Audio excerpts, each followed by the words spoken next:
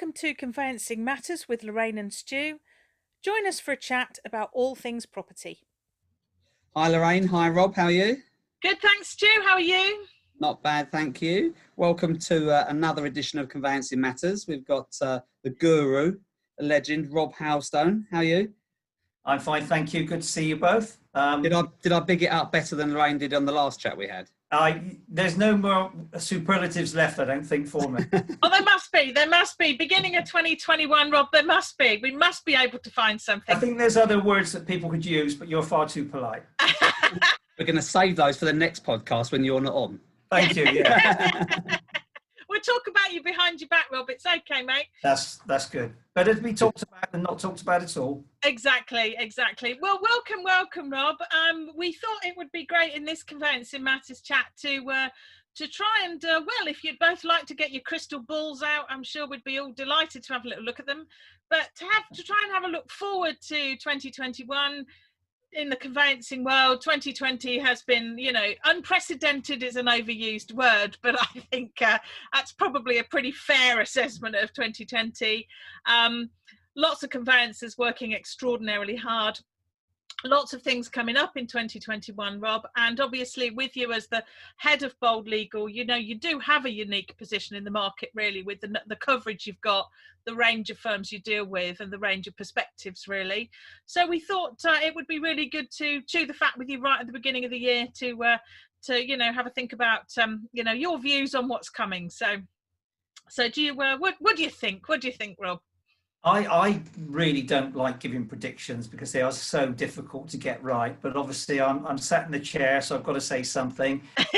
The big one, the initial big one, will be what is going to happen if it hasn't already, because we recorded this slightly earlier, to SDLT holiday. Will it be extended? Will it be tapered off at the time of recording?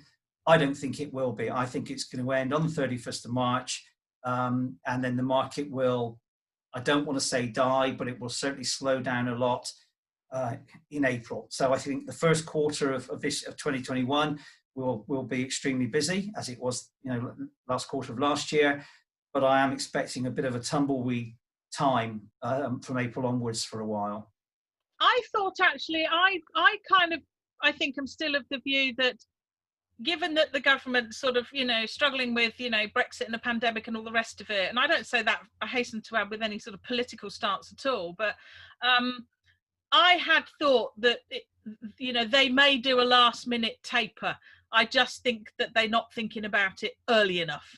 I can't see how that, the market could sustain, just a complete drop off cliff edge. But then I was beginning to wonder, when I started to think about it, whether the market is self-correcting anyway, because firms since November have already been saying to their clients, we're not going to hit the stamp duty land tax holiday, or have been, not taking on new work. So I wonder whether that in it of itself will correct the market, so we won't have a cliff edge. What do you think? I don't think that'll happen at all. I think totally the opposite. I think that, firms are going down that road, but certainly in Essex, the demand is so high to buy that I don't think clients will take any notice of it. I think that the demand is that high that you'll receive instructions throughout January, I think throughout February, and you'll still be getting people that'll be ringing up in March saying, can I complete by the end of the month? Blah, blah, blah, blah, blah. But how are you managing clients' expectations then, Stu? With great difficulty, with them signing terms and conditions which tell them that that's highly unlikely and this, that and the other, with bespoke correspondence that goes out to them after they've instructed, saying that if you're reliant on this transaction going through because of the stamp duty holiday, you damn well shouldn't be. Blah, blah, blah, blah, blah. But despite all of that, there is a fine line between telling people no, and the commercial aspect that you don't want to turn every client away because of it. So it is simply trying to manage expectations with correspondence. But I had an email from a member firm just before Christmas, and he emailed me in a bit of a panic and said, one of my clients has just told me he's heard that the government are bringing forward the deadline to the 28th of February, and then they're going to taper it off. Had I heard anything? Well, I certainly hadn't heard that. I mean, if they did that, there would be absolute carnage out there. Yeah.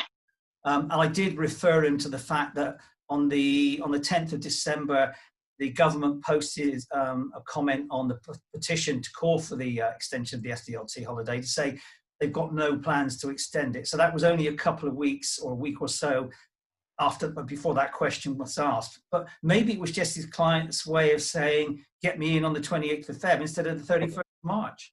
I would guess, surely though, if the government had any thought about extending it, the last thing they're going to do is tell us now. Surely they would extend it, maybe say for another month, but it would be like the week before the end of March, which therefore gives people the chance that might miss out to still complete, but probably not enough people could, go and buy a property there and then to make the benefit of it. Yeah, I mean, I think if they do extend it, it'll be a late announcement. I think the general problem, has been the idea that the government says, oh no, we're not going to do that. There's been so many instances in the last sort of 12 months where the government said, oh, we're not going to do that, and then they go ahead and do it. So I'm kind of unconvinced really by the government saying, well we won't. But you're just putting off the inevitable, aren't you? You're just pushing that cliff sort of phase just further back. We need a tapering, really, don't we? Yeah, it needs tapering. If they were going to do it, would there be a possibility of reducing the threshold, so maybe 500 goes down to 250, something like that? I don't know, but who knows? We shall see. And the interesting thing is, will it dive or will it dip? Because what's the norm? That's the problem, isn't it? What is now? I'd be interested to see what firms feel, as a percentage in terms of total transactions, that how much over and above where they think they should be. So therefore, if we had a 20% dip, where would that actually leave us, and what would we accept? And I would suggest a 20% dip wouldn't be the end of the world for a quarter.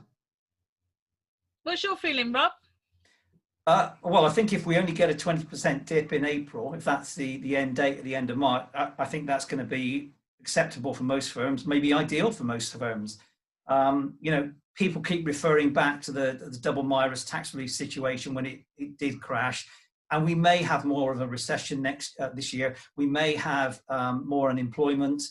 It doesn't look great at the moment, sat here in late December, early Jan. It doesn't look great for, I think, post March, but things change all the time, and people still want to move. And the other bizarre thing is, of course, that people are now paying prices that have gone up so much in the last 6 months. They're paying more on the additional price than they're saving on the stamp duty. If they actually wait until March, April, May, June, prices might drop a bit and they'll save more money than their 5, 10, 15 grand. I agree. I actually think that's one of the absolutely key points, Rob. And funnily enough, from a sort of marketing point of view, for anybody in the property industry, I think this could apply to whether you're a lender, whether you're an estate agent, solicitor, whatever, the government, for goodness sake. Somebody just needs to put out some really straightforward figures. Market increased by this much, so your house that was worth this much you'd now be paying this. Stamp duty, land tax saving would be this. Wait till the end of March. I don't see any problem with people essentially kind of, promoting and advertising that and making buyers in particular kind of understand that fairly simple bit of maths, I have to say. I'm absolutely with you on that point, Rob. And of course, it's not our job to advise clients on what the price of the property should be. But if one of my kids said to me, now I found a property, I want to buy it before the end of March, I say, look very closely at the price you're paying, what it was 6 months ago, because in 6 months' time, it might go back to that price. No one can guarantee these things. It's very difficult to read the market, obviously, but I think prices have gone up. And if you're buying one now, you're paying a lot more than you were. And I think you might be later this year. Yeah, my concern as well isn't just the stamp duty holiday. I think you alluded to some other points there, Rob. For example, the furlough scheme ending. Will that lead to sort of more redundancies as a generalisation? Does that then people are going to struggle to get mortgages? I think the knock-on effect won't just be necessarily the ending of that stamp duty holiday, and that's my big worry. We've had VAT holidays, payment holidays on mortgages, and Christ knows what. Well, all these sort of things are going to be coming to an end, and it's worrying that it's all coming to an end at a very similar time, isn't it? And that's, I don't think it's just the stamp duty we've got to worry about here. Yeah, I think all you can do is get as many completions in as possible by the end of March. Be ready as much as you can for what might happen next. Be adaptable, as adaptable as you can, which is difficult. You know, you've got to employ people. You can't just let people go and take them on willy-nilly. It's a difficult one. But just get ready. Always expect the unexpected in this game. Yes, that's true enough. I think, I mean, you make an interesting point there, Rob, because of course what you know, and I hate to say it, but I think, you know, we might have to, you know, we've got to be realistic, I think, and mention the R word, because I think there could be, you know, conveyancing redundancies out there if the market, you know, dips considerably after March. And of course, what conveyancers often do, because they're such, you know, it's such a sort of almost a just-in-time business, really, that a lot of them are often left with their pants down, really, aren't they, for want of a better phrase, because they sort of, you know, get rid of good people, perhaps understandably, commercially, but then, of course, the market picks up again and they struggle enormously. And, of course, what a lot of people do, and that's certainly happening kind of now, is a lot of conveyancers are leaving the industry altogether and just saying, do you know what, if this is what it involves, I'm going to actually go and do something completely different.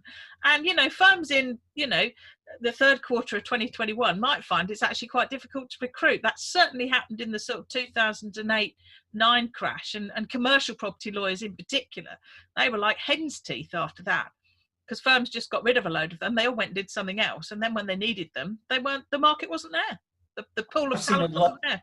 I've seen a lot of comments, particularly on the LinkedIn, from conveyancers saying, I've had enough of this now. It was tough, you know, earlier in the year. It's always been a tough profession.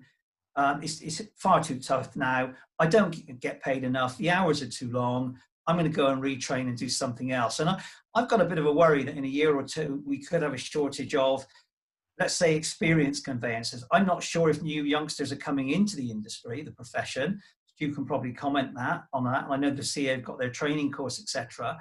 But if one of my kids said to me now, Dad, I'm going to be a conveyancer, I'd lock him in the garage and came out.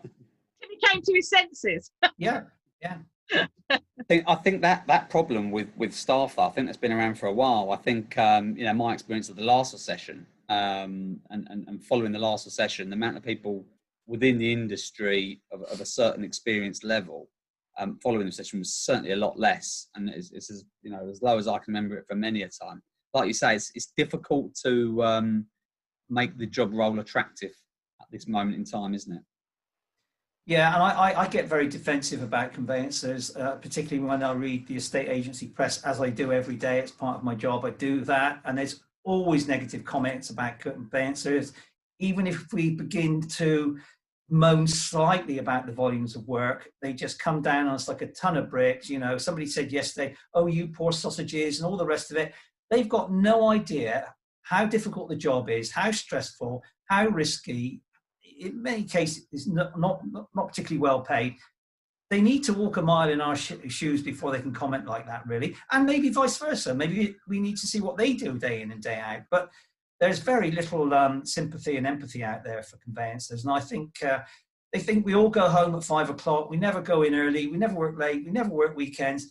It's absolute boulder dash. I get emails from firms at 4 or 5 in the morning, 6, 7 at night and weekends. So I know they're working. They close the doors so they don't get interrupted by sometimes their clients, more often than not the estate agent. Yeah, but I've locum for a firm remotely, obviously. And, you know, I had an email from a guy, you know, 1:15 in the morning, sort of commenting on the phone. I don't think he suffers from insomnia. You know, a couple of weeks before I'd had an email from him at, you know, like midnight. Well, that's not sustainable.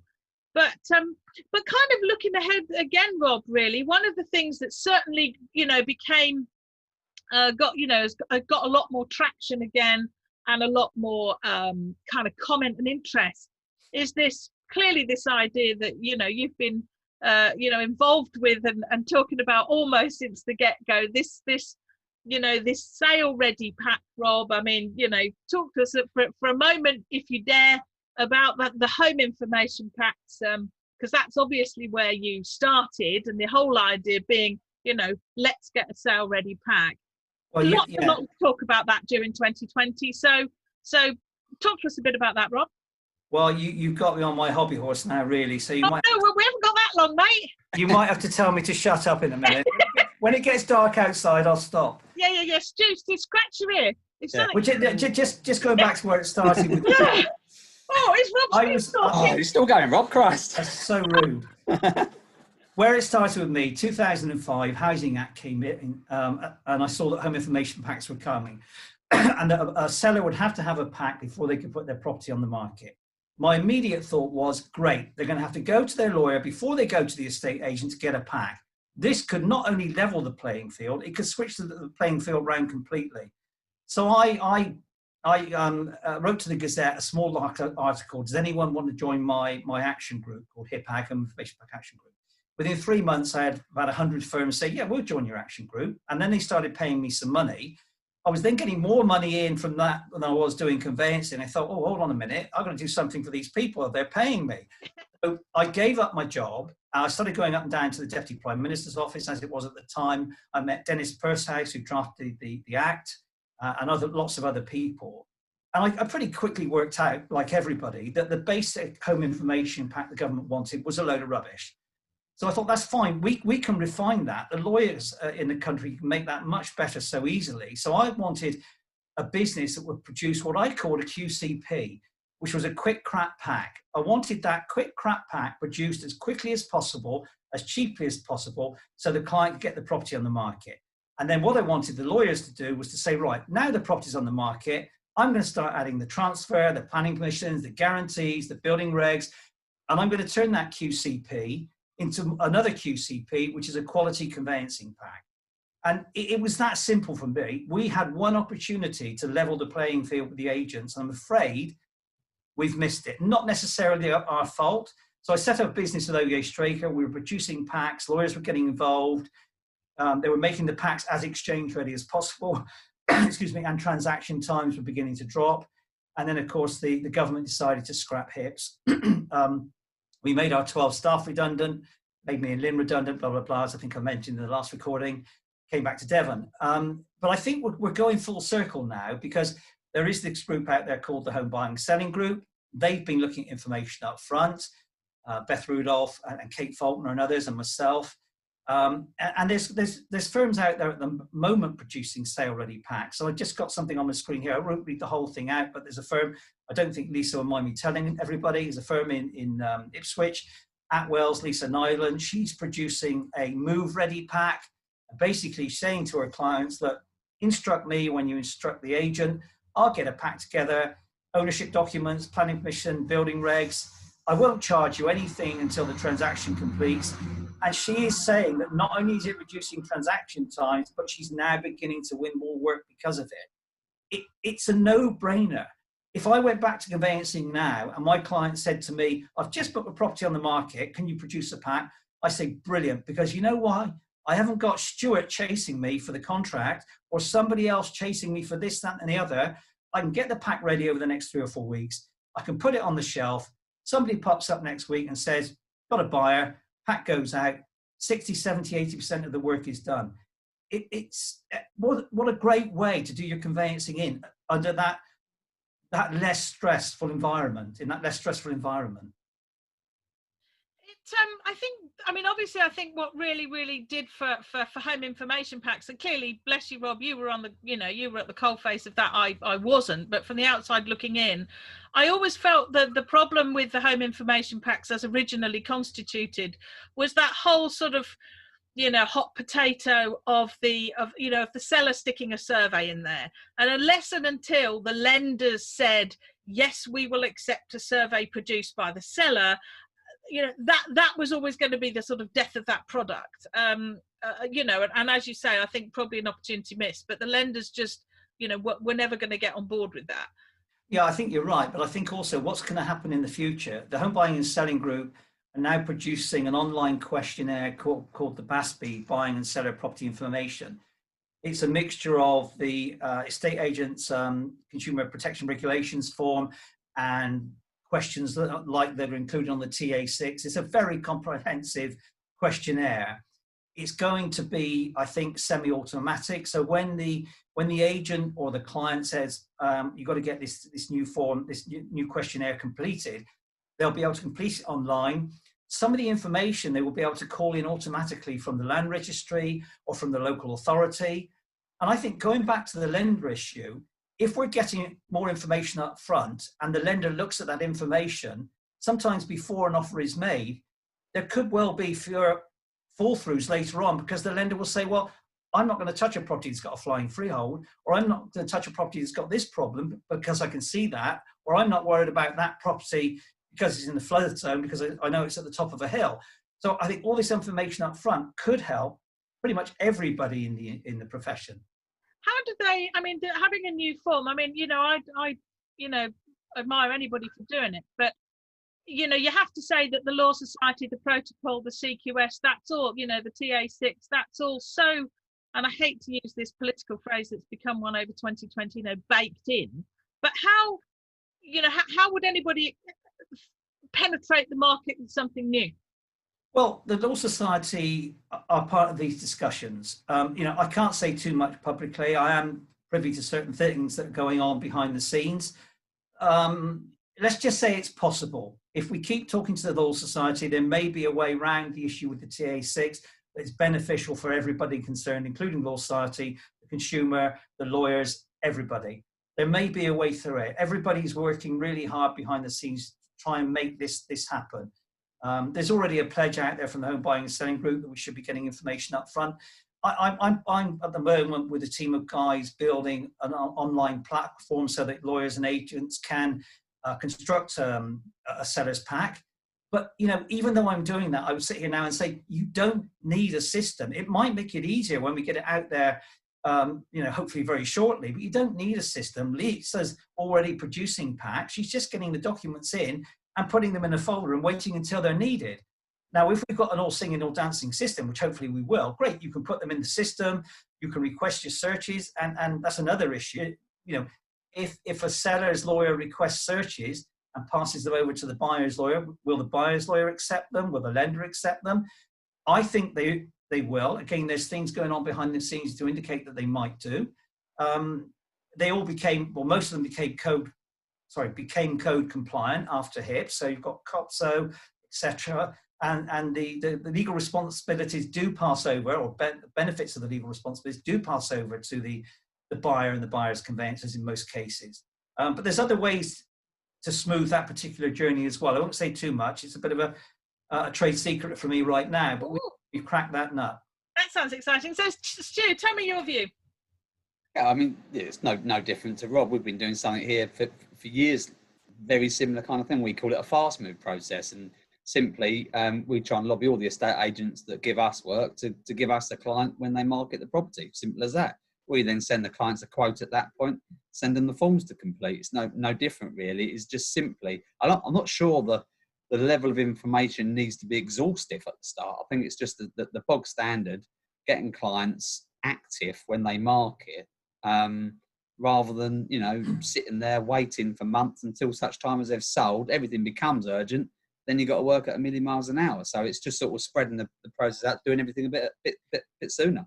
I think what will happen, you're right there, is different firms will do different things, and some will collect in the basic information, get the onboarding process done, which may save 2 or 3 weeks. Some will go further than that, I think, and review the pack and look at what might be missing, and maybe get an off-the-shelf indemnity policy, but you will pay more for that service than you would the other service. I think companies will dictate what kind of pack different firms put together.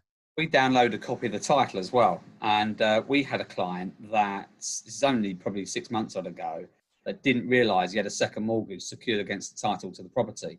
So we sent out a seller's questionnaire, the standard protocol forms. He's completed them, sent them back. We pulled down a copy of the title, gone back to request a redemption figure, because again, there seems to be a bit of a trend of people not knowing maybe that they can't knock off an early repayment fee or whatever the case may be. So again, we'll send an initial redemption statement to the client before they've even sold. And on this particular occasion, the client didn't even realise he had a second charge secured against the title. And there's a bit of faffing around because he didn't have any paperwork whatsoever as well. Yeah. So it took him best part of a month to actually get to the bottom of that. And then another 2 weeks for us to get the actual redemption statement in, and so on and so forth. And he sailed fairly close as to whether it was permissible to actually sell his property in the end. And all this was carried out way before he had a buyer. Well, all I would say is, keep your eyes and ears open for the bold legal move concept, and our system is called Synapse. Hopefully it will be out there shortly. It will be free for lawyers to use and free for agents to use. It's just a way of making the pack production system quicker, easier, and more secure as well. It's like a secure deal room, so you can discuss the documentation and you don't have to send everything out by email. Well, that's really interesting, Rob. I mean, I've just, well, we've all got things bubbling under, haven't we? Because I hopefully fairly soon will have a little book coming out on witnessed electronic signatures. Ooh. And no doubt I will bore Stu. I would have loved one of those for Christmas. Yeah, but it's just a bit too late.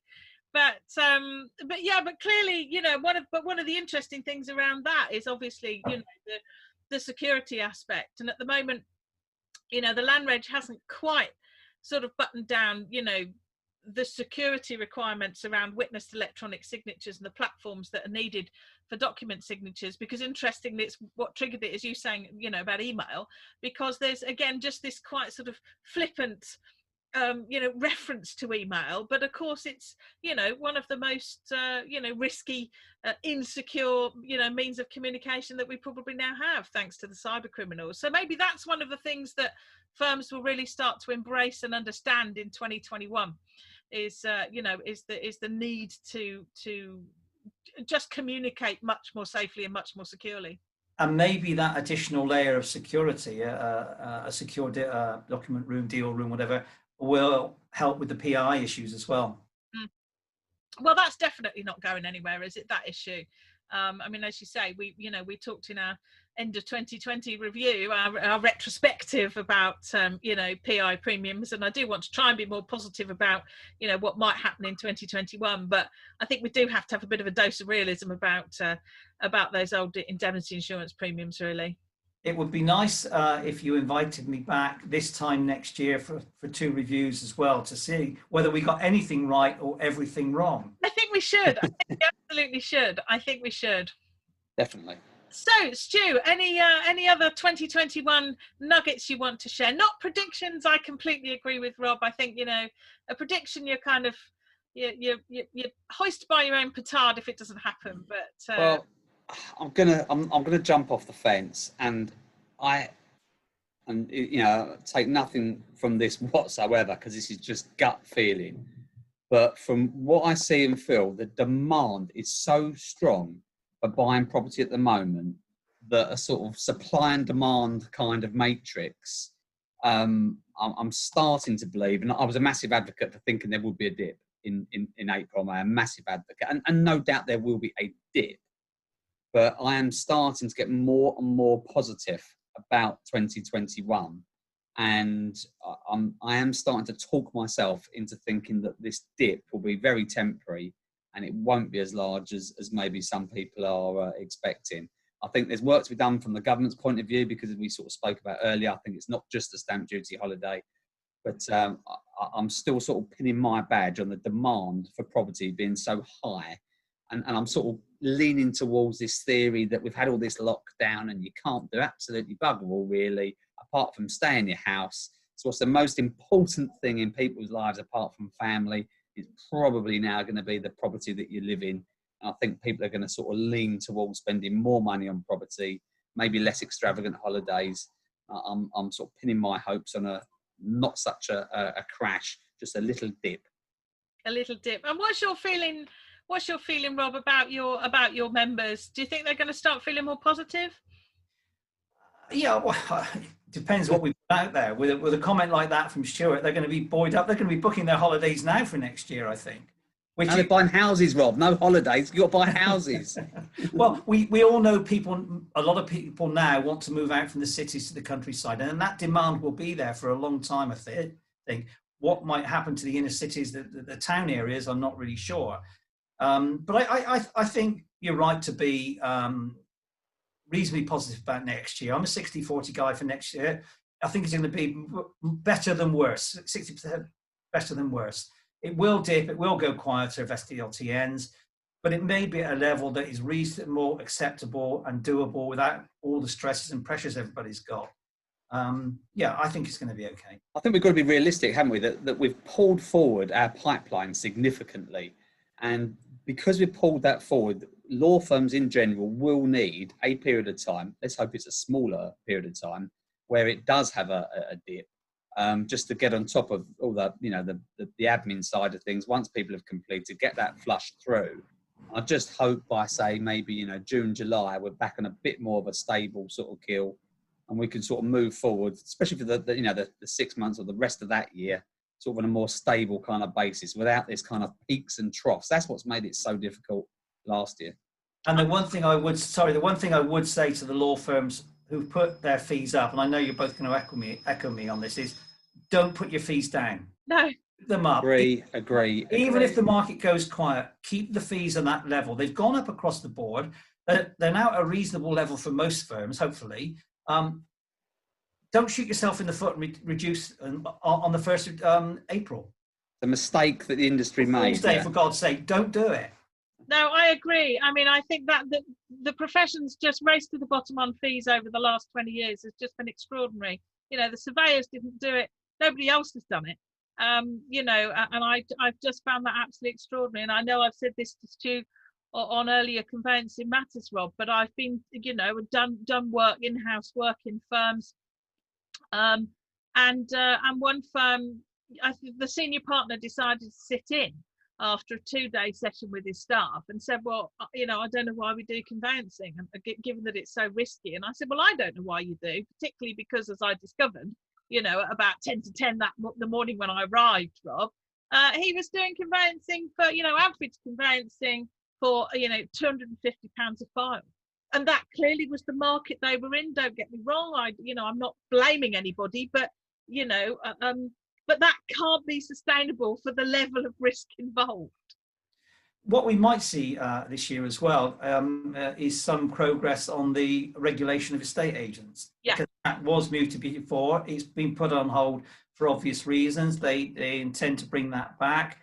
So we could have a regulated estate agency industry in the next year or two, which I think will help everybody. And there's a lot of estate agents who want that as well. I think that's a really interesting point. And as I say, that would, well, and it kind of harks back to points we've made before, you know, this idea that actually, and this is what has been so worrying, and particularly around sort of people's mental health, you know, is the issue that conveyancers have felt so under pressure and so under attack, but actually we all want the same thing. You know, we've all got to get that matter to completion, irrespective of how much your bill's going to be. So this idea that somehow, you know, conveyancers take vast amount of joy out of, you know, buggering up and delaying a transaction is clearly an absolute load of old cobblers, because, you know, it's a collaborative process. Generally, we've got to protect our clients' interests, of course we do, but we are essentially all collaborating in this process to get people to move from A to B. That's the agents, the lenders, the conveyancers, everybody. And I think the sooner that people realise that and accept that, the better. And hopefully, and dare I say it, Rob, and maybe be a little bit controversial, but if to my mind, regulation of estate agents can't come soon enough, because I hope that would perhaps to some extent sort of weed out the less positive aspects, shall we say. Yeah. One thing I forgot to mention on the sellers packs was that I also think what we might see are property logbooks. So I think the sellers pack will mutate into a property logbook for the buyer that they can then add to whilst they're living at the property, and they can then give to their lawyer when they come to sell it. So you've already got a ready-made seller's pack in 5 or 10 years' time. I think all the joined up thinking will come together in the next year to 18 months on those issues. I hope so. Well, Rob, we've chatted again. It's just been absolutely delightful to have you with us on Conveyancing Matters to share our thoughts, not our predictions, to share our thoughts about 2021. It'd be so much nicer for conveyancers to have something more positive, I think, to look forward to. And frankly, what I hope that lots of conveyancers do is just book themselves a great big holiday at Easter, to be quite honest. Yeah, can I just say, I think Conveyancing Matters is absolutely great. I thought I'd plugged all the holes in the market for information You two have found a great one, and you filled it extremely well. And I really hope you go on from strength to strength this year. Oh, that's very kind. Thank you. Just don't put me out of business. I'm glad we buttered you up at the start now. That's the point, Rob, isn't it? Because you fulfil such an extraordinary function for conveyancers, for firms, because it's everything it's everything that's happened in conveyancing that week in their inbox every week, and that's absolutely not a function we're trying to fulfil, and that's why it's lovely to have complementary sort of guests and people that all are interested really in sort of supporting conveyancers more generally, because that's certainly been a big deal of yours, hasn't it, Stu? Yeah, I mean, that the only reason we really did this was it was trying to provide a voice for conveyancers. You obviously do it on a more formal way, Rob, and there's certainly no way we would have time to be trawling through, the vast information you must have to look through. And I bet you nobody really appreciates the level of sort of and time that you must have to spend doing those kind of jobs. So certainly, something we wouldn't be looking for. But the whole idea of this chat is to try and sort of flash out day-to-day problems that arise on a more informal basis, shall we say. I think I'm a very lucky man. I absolutely love what I do. I do it 24/7. My wife gets on my back saying, can we go out tonight? Can we do this? And sometimes we'll go out. The only time I stop, to be honest, is on a Sunday afternoon when there's a Grand Prix on. Well, there we go. And on that, what about your paddleboarding, though? What about that? Let's not raise the paddleboarding. Thank you. I'm wearing a shoulder strap right now. That's for totally different reasons, Rob.